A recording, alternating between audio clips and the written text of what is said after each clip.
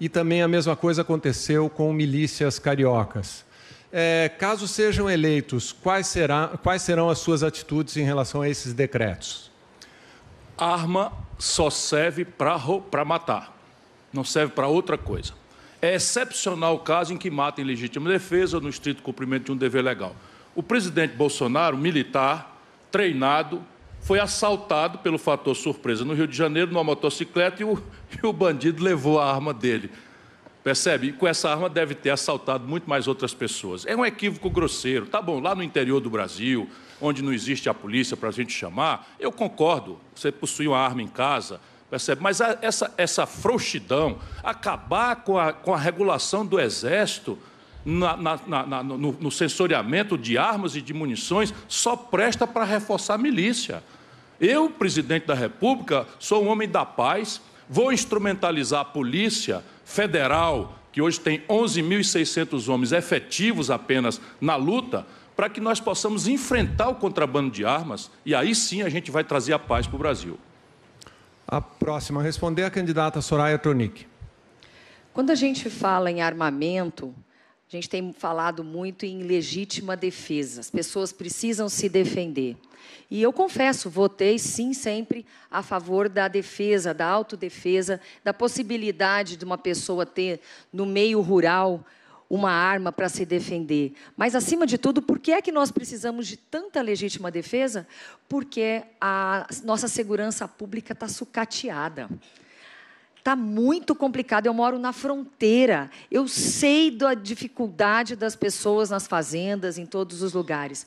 Mas, acima de tudo, a gente sabe o quanto todas as forças de segurança do nosso país precisam de investimento, precisam de autonomia. No meu governo, eu vou dar autonomia para a Polícia Federal, com mandato ao diretor-geral de 2 em 2 anos, intercalado com o mandato do presidente da República, justamente para não haver interferência nenhuma dentro da segurança. O candidato Bolsonaro pediu direito de resposta, mas a comissão negou. A segunda pergunta será feita pela jornalista Ana Estela de Souza Pinto, da Folha de São Paulo. Por ordem de sorteio, quem responde são os candidatos Lula e Simone Tebet. Olá, Ana, boa noite. Boa noite, candidatos. As suas campanhas têm propostas de fortalecimento das mulheres e acho que esse debate mostrou o quanto isso ainda é muito importante no Brasil. Mas existe uma política de valorização feminina que depende só do presidente da República, que é a escolha de quem vai ocupar os cargos do Ministério, os cargos mais importantes do governo. No entanto, desde que a democracia voltou para o Brasil, mais de 600 pessoas já se sentaram numa cadeira de ministro e só uma ministra mulher para cada 15 ministros homens. E isso aconteceu também nos governos dos partidos dos senhores, do PMDB e do PT, que já ocuparam a presidência da República mais de uma vez, e em nenhum desses governos o número de ministras mulheres foi equilibrado. A minha pergunta é, aqui, agora, ao vivo, falando para todo o Brasil, os senhores podem se comprometer a preencher com pelo menos metade de ministras mulheres, com ministras mulheres, pelo menos metade das vagas do Ministério dos senhores? Olha, primeiro, eu não sou de assumir o compromisso, de me comprometer a fazer metade, a indicar religioso, a indicar mulher, a indicar negra, a indicar homem. Ou seja, você vai indicar as pessoas que têm capacidade para assumir determinados cargos. Eu tenho orgulho de ter indicado o primeiro negro para a Suprema Corte. Eu tenho orgulho de ter indicado a Carmeluta para a Suprema Corte. E poderia indicar muito mais. Pode se indicar muito mais. Pode até ter maioria mulher. O que não dá é para você assumir o compromisso numericamente. Ou seja, você pode ter maioria de mulher, você pode ter maioria de mulher no Congresso, você pode ter maioria de mulher no Senado.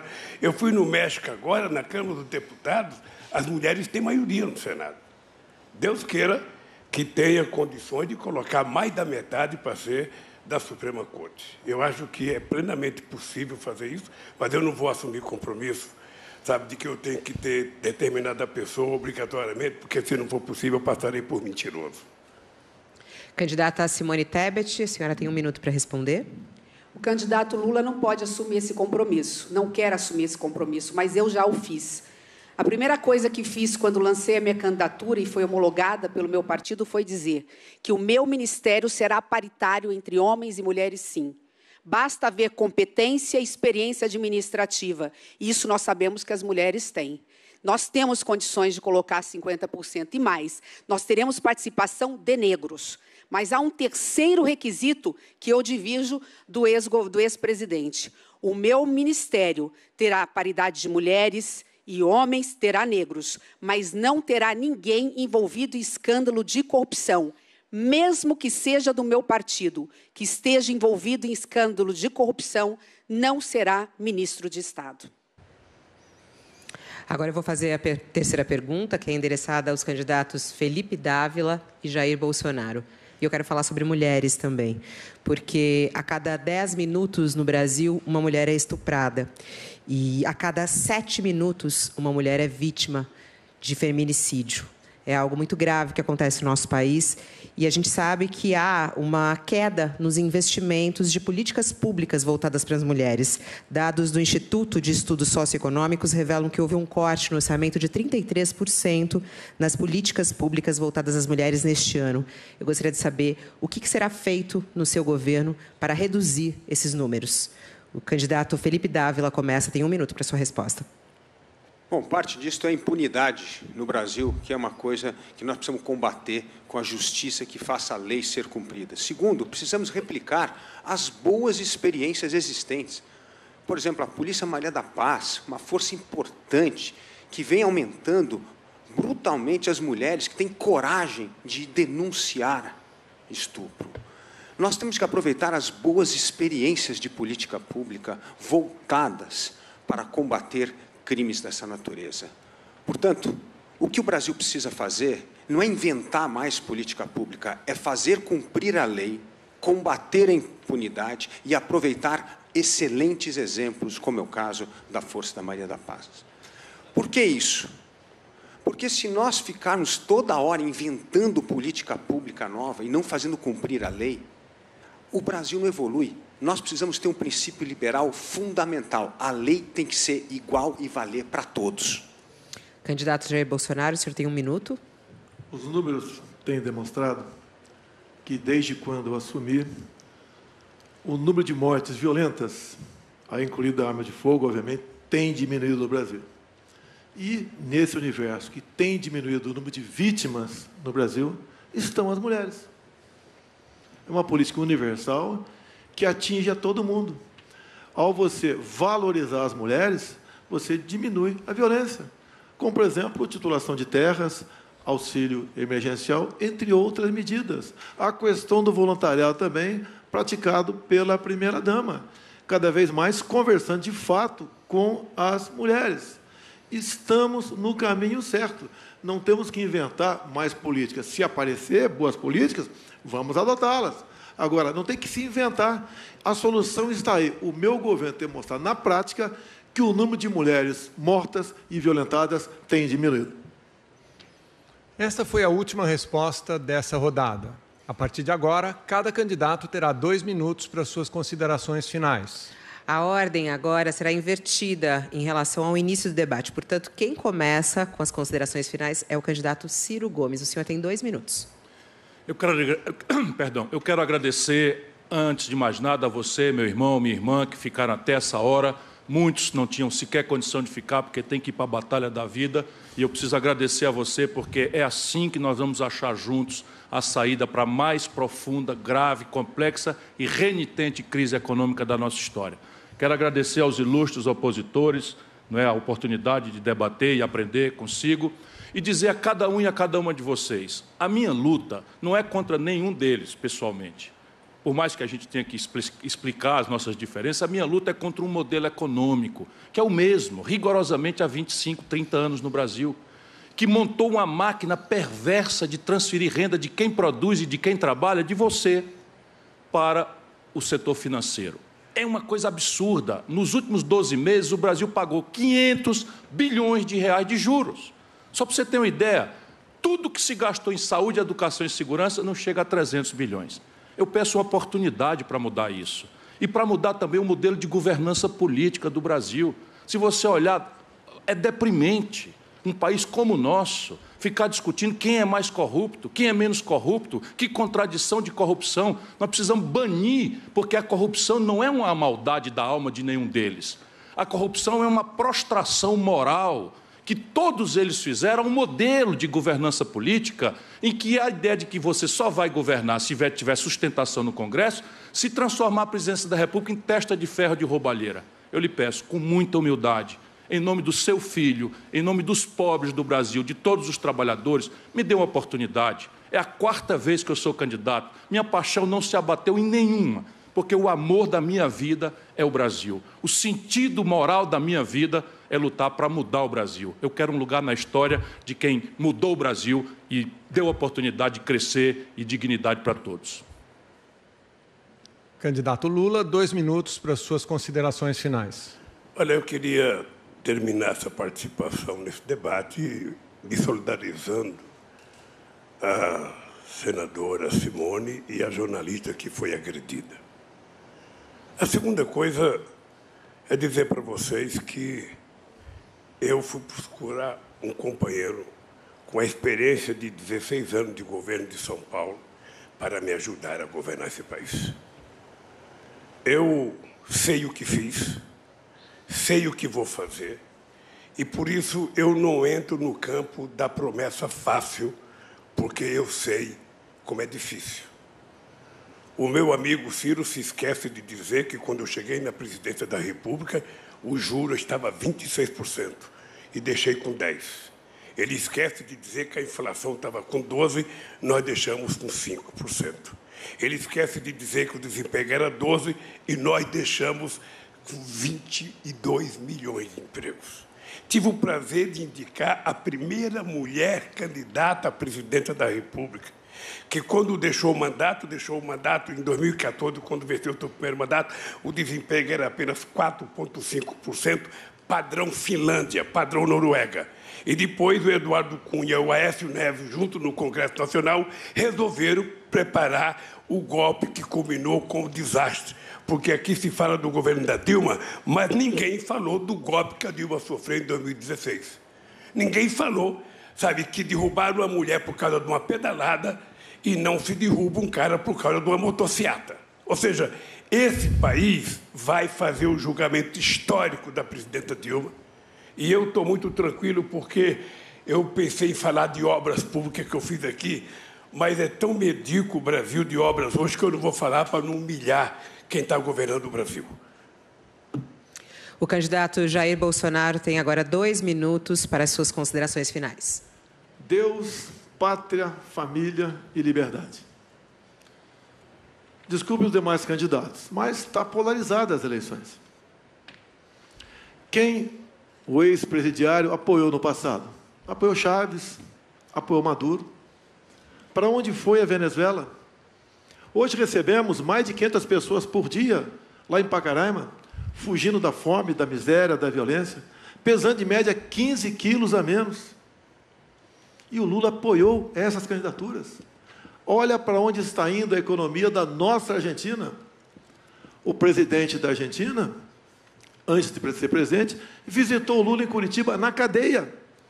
E o Lula apoiou ele na Argentina.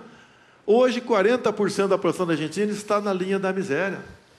Lula apoiou o presidente do Chile também, o mesmo que praticava atos de tocar fogo em metrôs lá no Chile. Para onde está indo o nosso Chile? Lula apoiou também Petro na Colômbia. Medidas dele: liberação de drogas, liberação de presos. Para onde está a nossa Colômbia?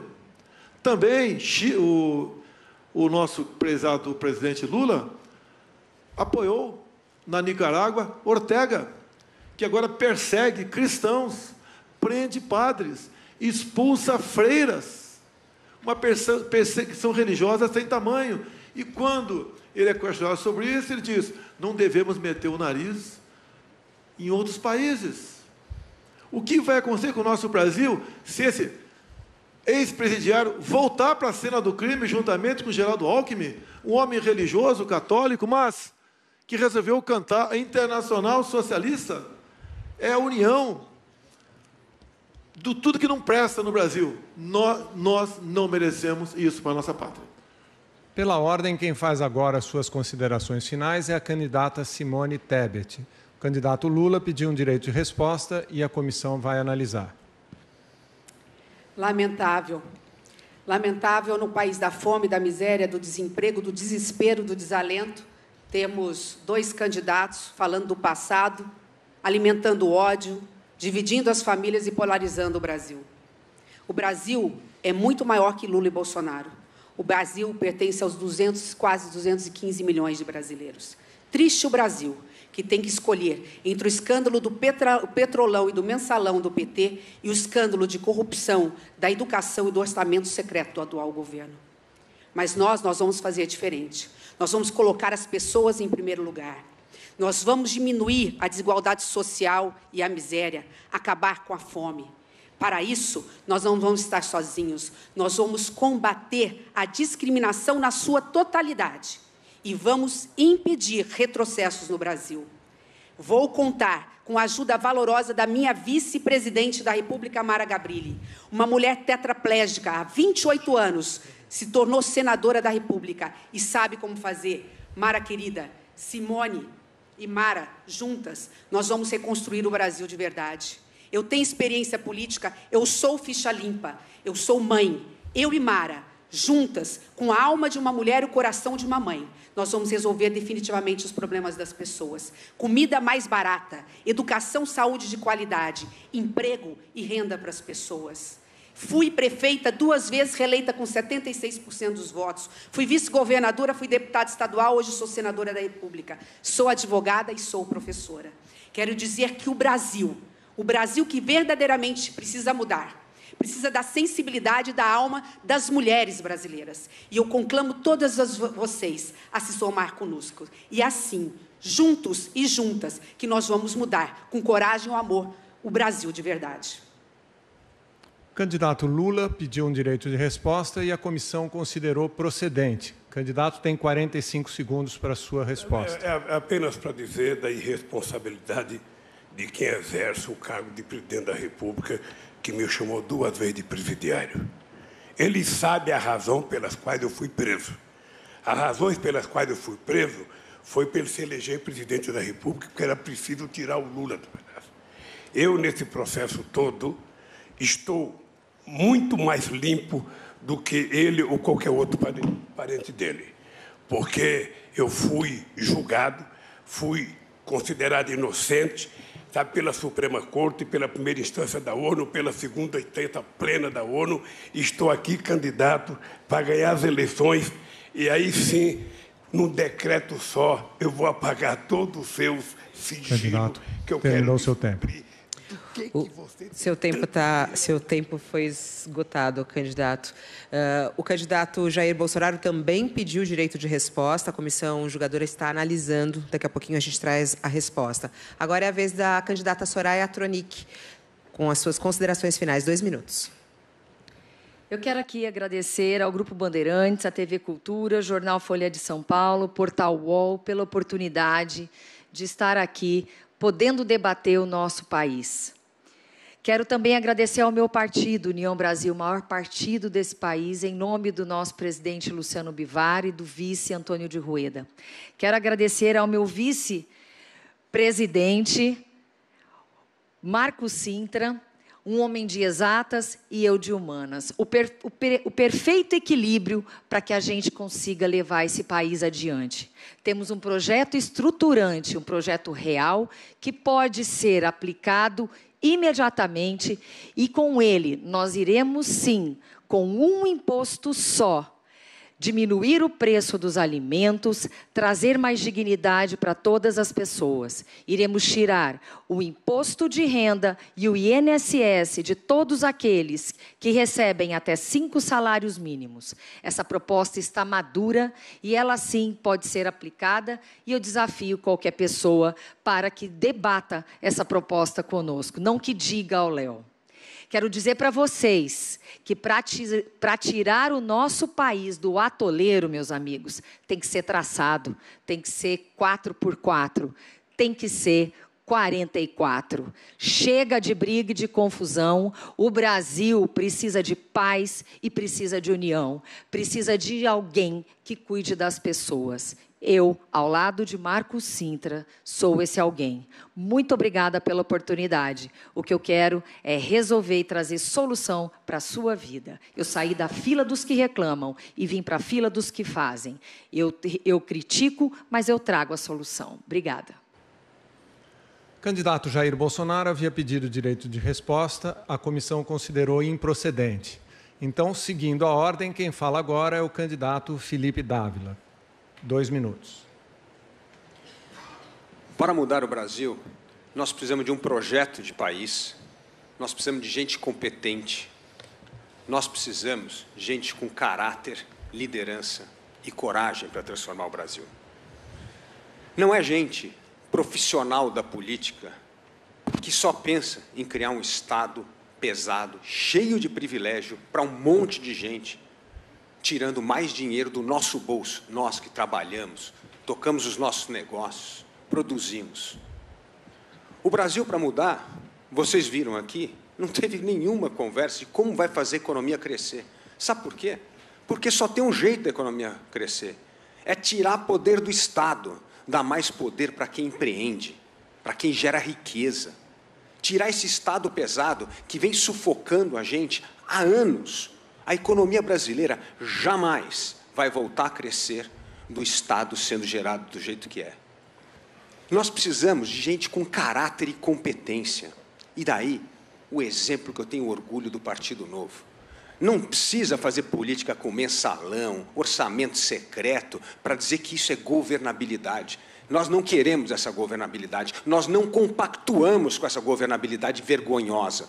Está aí o exemplo de Minas Gerais, Romeu Zema, um governo de gente impoluta, séria, competente, atraiu mais de 280 bilhões de reais em investimento para o Estado, melhorou a saúde e a educação. Está o nosso prefeito Adriano Silva, em Joinville, a melhor cidade do Brasil, deu mais título de regularização fundiária em 11 meses do que em 11 anos da cidade. É gente que assume o poder para resolver a vida daqueles que produzem e geram riqueza. É assim que o Brasil vai voltar a crescer, olhando para frente, tirando o Estado das costas e acreditando que é com caráter e liderança e honrando a política que nós vamos. Por isso, vote nos deputados do Novo, vote Felipe Dávila. E termina aqui esse primeiro debate entre os candidatos à presidência da República nas eleições de 2022. Uma parceria entre o Grupo Bandeirantes, TV Cultura, o UOL, Jornal Folha de São Paulo, com apoio também do YouTube e do Google. Em caso de segundo turno, já está definida a data da realização do próximo debate. Anote aí, dia 9 de outubro. Em nome das empresas do Pool, eu agradeço a presença de todos os candidatos e a sua audiência em